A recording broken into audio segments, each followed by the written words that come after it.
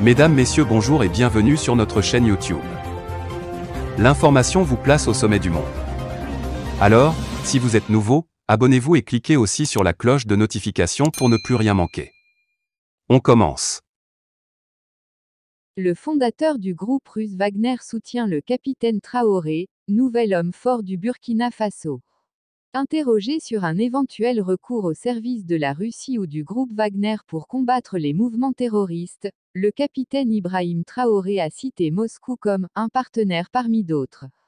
Evgeny Prigojine, photo, un oligarque russe proche du Kremlin et fondateur du groupe paramilitaire Wagner, a apporté son soutien au capitaine Ibrahim Traoré, le nouvel homme fort du Burkina Faso et le chef du groupe d'officiers qui a destitué le lieutenant-colonel Paul-Henri Sandaogo Damiba, arrivé au pouvoir par un putsch fin janvier.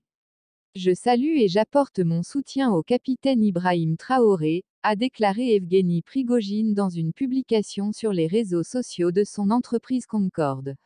Je félicite chaleureusement et je salue le capitaine Ibrahim Traoré, un véritable fils courageux de sa patrie, a-t-il ajouté, estimant que le capitaine Traoré et ses hommes ont fait ce qui était nécessaire et ils l'ont fait uniquement pour le bien de leur peuple. L'homme d'affaires russe, qui avait déjà salué le premier coup d'État mené en janvier 2022 par le lieutenant-colonel Paul-Henri Sandaogo Damiba, a estimé que ce dernier n'a pas justifié la confiance des jeunes officiers qui l'avaient accompagné. Le 24 janvier, le lieutenant-colonel Paul-Henri Sandaogo Damiba a pris le pouvoir dans le pays, sous l'étendard de la lutte pour la liberté et la justice. Cependant, il n'a pas su se montrer à la hauteur de la confiance des jeunes officiers, qui ont finalement suivi le capitaine Ibrahim Traoré, a-t-il précisé.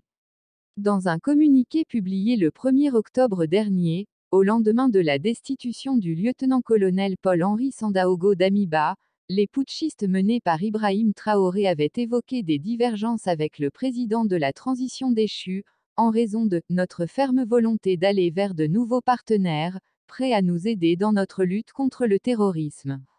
Lors des rassemblements de soutien aux officiers putschistes organisés à Ouagadougou, des manifestants avaient brandi le drapeau russe.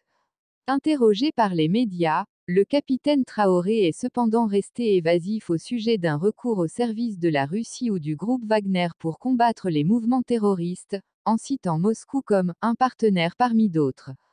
Evgeny Prigojine avait reconnu, le 26 septembre dernier, avoir fondé en 2014 le groupe paramilitaire Wagner pour défendre les intérêts russes. La présence de cette société militaire privée a été confirmée dans plusieurs pays, dont la Libye, le Mali, la Centrafrique, la Syrie et l'Ukraine. Mais le Kremlin a toujours démenti avoir des liens avec des groupes paramilitaires.